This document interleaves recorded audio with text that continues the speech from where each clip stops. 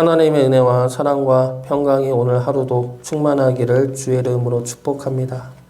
민수기의 마지막 장입니다. 오늘 말씀으로 민수기는 끝이 나죠. 하나님은 민수기를 마무리 지으면서 슬로브앗의 딸들이 가지게 된 기업에 관하여 말씀하고 계십니다.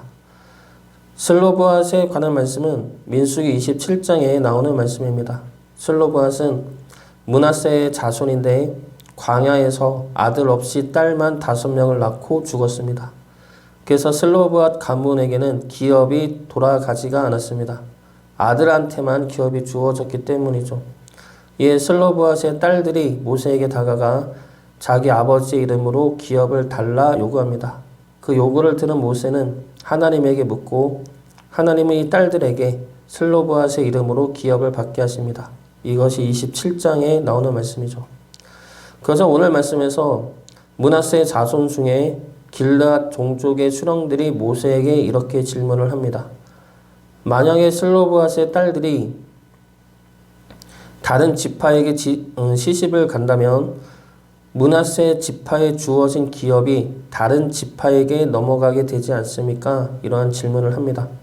기업은 남편과 아들에게 먼저 주어지기 때문에 이들의 염려는 실제로 만나게 될 문제들이죠.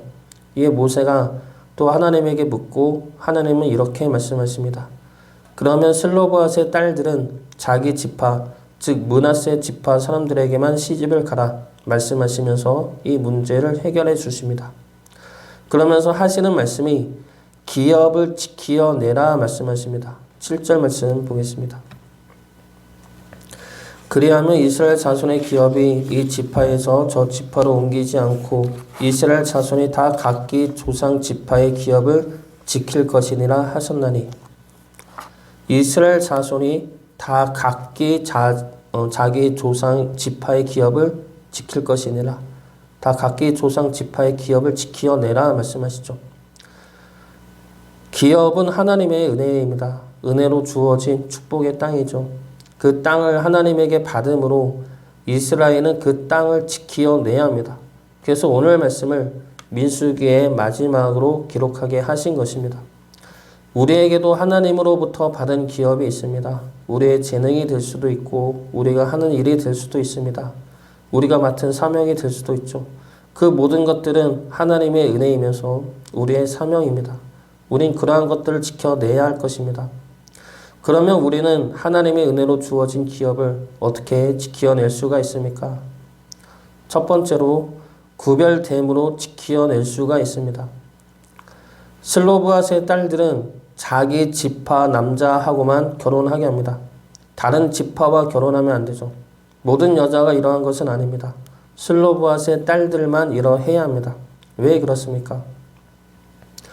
이들에게는 자기 지파의 기업이 달려있기 때문입니다. 자기 아버지의 이름으로 된 기업이 이들과 함께하기 때문이죠. 그러므로 이들은 구별되어서 자기 지파의 기업을 지켜내야 하는 겁니다. 이러한 모습은 지금 믿는 우리에게도 구별된 백성으로 서게 하는 말씀입니다. 하나님은 우리에게 하나님의 이름을 주셨습니다. 그러므로 우리는 어디를 가든 하나님의 이름과 함께 하는 자입니다. 그런데 하나님의 이름을 갖고 가는 우리들이 세상에 동화되고 세상에 휩쓸리고 세상 사람들과 같이 살아간다면 어떻게 되겠습니까? 우리에게 주신 하나님의 이름이 욕되게 되겠죠. 하나님의 이름이 땅에 떨어지게 되고 결국 우리에게 주신 하나님의 영광된 기업은 빼앗기게 될 것입니다. 제 주변을 보면은 목회를 그만두거나 그만두려 하는 이들이 있습니다. 그만두었다가 돌아온 이들도 있습니다. 그런데 그들과 이야기를 나누어 보면은 목회를 그만둔다고 했을 때 제일 먼저 떠오르는 질문은 그러면 뭐 먹고 살 건데? 라는 질문이었습니다. 목회 그만둘까봐 그럼 너는 뭐 먹고 살 건데? 라는 질문이 돌아오죠. 뭐 먹고 살 건데? 라는 질문은 이제 너가 먹고 살 것을 찾아 해야 한다는 이야기죠. 동시에 너가 목회를 그만두면 하나님이 너를 책임져 줄 것이라는 생각은 버려야 한다는 이야기도 됩니다. 하나님은 그래도 어떻게든 돌보시면서 하나님의 길로 인도하시겠지만 정작 그만두는 당사자는 더 이상 하나님이 책임져 줄 것이라는 믿음으로 살기는 어렵습니다. 왜냐하면 하나님의 사명을 그만두는 것이 되니까. 그러면 관심은 자연스레 세상에서 내가 어떻게 살아야 할 것인가로 옮겨지게 됩니다. 그런데 목회를 계속 한다면 하나님이 책임져 주신다는 막연한 믿음이 있습니다. 때마다 도우시고 채우시는 은혜가 분명히 있죠. 지금도 우리는 경험하고 있습니다. 그렇기 때문에 우리가 목회를 한다면 뭘 먹고 사는지보다 어떻게 하나님의 기업을 지켜내며 사는가에 관심을 가질 수가 있게 됩니다. 목회뿐만이 아니라 우리 믿는 이들이 구별된 자로 서서 기업을 지켜야 하는 이유가 여기에 있습니다. 우리의 기업인 하나님의 백성됨을 지키지 못한다면 우리는 세상에서 무엇을 먹고 사는지에 집중할 수밖에 없습니다. 그쪽으로 관심이 갈 수밖에 없죠. 그러면 하나님의 보호하심과 책임지심과 때마다 도우시고 채우시는 은혜를 우리가 놓치게 됩니다. 하나님의 백성으로 사는 것이 아니라 세상 속에서 살아가는 이들이 되기 때문입니다. 우리는 하나님의 백성들이죠. 하나님이 우리의 기업 되십니다. 하나님이 우리를 책임지시고 이끄시고 보호하십니다. 하나님이 우리의 기업이 되신다는 것은 하나님이 우리를 책임지시겠다는 약속의 말씀이죠. 그러므로 우리는 하나님의 백성으로 구별되어 살아가야 할 것입니다.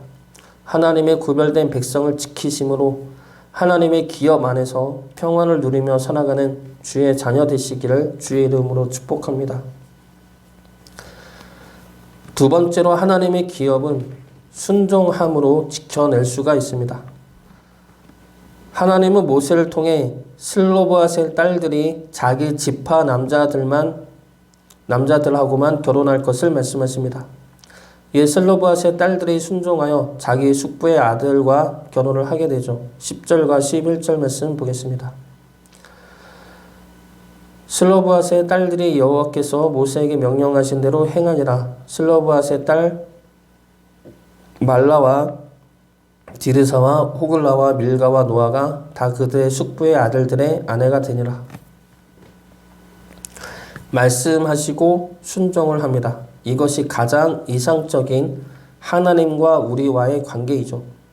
민수기를 보면은 가장 많이 반복되어 나오는 말씀이 이 말씀입니다. 여호와께서 모세에게 말씀하여 이르시되, 정확하게 세보지는 않았지만 거의 매 장마다 한 번씩은 나오는 것 같습니다. 그리고 모세는 하나님이 하신 말씀을 이스라엘에게 전합니다. 오늘 본문에도 이러한 내용이 5절 말씀에 나오죠. 5절 말씀 보겠습니다. 모세가 여호와의 말씀으로 이스라엘 자손에게 명령하여 이르되 요셉 자손 지파의 말이 옳도다. 모세가 여호와의 말씀으로 하였다는 것은 하나님이 모세에게 말씀하신 것을 전하였다는 것이죠. 그래서 민수기를 보면은 하나님은 모세를 통해 계속해서 말씀하십니다. 그리고 그 말씀에 따라 이스라엘의 반응이 두 가지로 나오죠. 순종하느냐, 순종하지 않느냐 두 가지로 나옵니다. 결과는 어떻습니까? 단순하죠. 순종하면 승리하고 순종하지 않으면 패배합니다. 순종하면 인도하심을 받고 하나님의 축복을 누리죠. 그러나 순종하지 않으면 징계를 받고 다시 죄 사함의 시간과 말씀으로 가르침을 받는 시간이 늘어갑니다. 광야에서 40년이 걸렸다는 것은 그만큼 불순종한 시간이 많았음을 의미하죠. 그리고 하나님의 백성으로 만드는데 그만큼의 시간이 걸릴 만큼 어렵다는 것을 이야기합니다. 하나님의 기업은 우리가 지킬 수가 없습니다. 우리의 힘으로 지킬 수가 없죠. 그렇기 때문에 하나님의 기업을 지키기 위해서는 하나님의 능력을 의지해야 합니다. 하나님의 능력을 의지한다는 것은 하나님의 말씀에 순종하는 것이죠. 하나님의 말씀에 순종하면 하나님이 우리에게 주신 하나님의 기업을 하나님이 지켜주십니다. 세상 속에서 하나님의 말씀에 순종한다는 것은 어려운 일입니다. 하나님도 이스라엘을 순종하는 하나님의 백성으로 만드는 데 40년이나 걸렸습니다. 우리 또한 하나님께서 우리가 순종할 수 있는 백성으로 만들어 가고 계십니다. 하나님이 그렇게 만들어 가고 계시는데 하나님은 우리를 포기하지 않으시죠. 이스라엘을 40년 동안이나 포기하지 않고 만들어내신 것처럼 우리 또한 하나님의 축복을 받을 만한 순종의 백성으로 만들어냈을 것입니다. 하나님의 열심을 믿음으로 우리 또한 순종하여 하나님의 기업을 지키며 축복을 누리며 살아가는 주의 자녀 되시기를 주의 이름으로 축복합니다.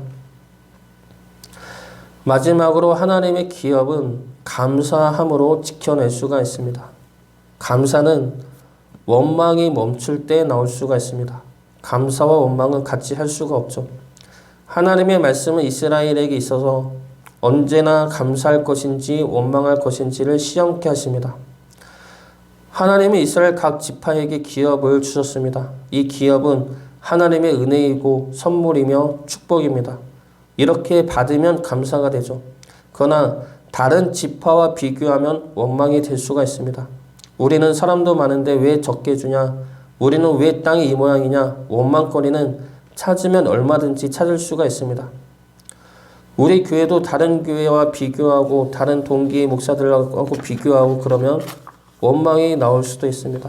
그러나 비교하지 않고 하나님을 바라보면 감사가 나옵니다. 넘치는 은혜가 임하는 것이죠. 그런데 내가 감사로 생각을 해도 주변에서 힘들겠다, 어렵겠다 그런 말들이 나오면 또 원망이 스물스물 기어 나옵니다.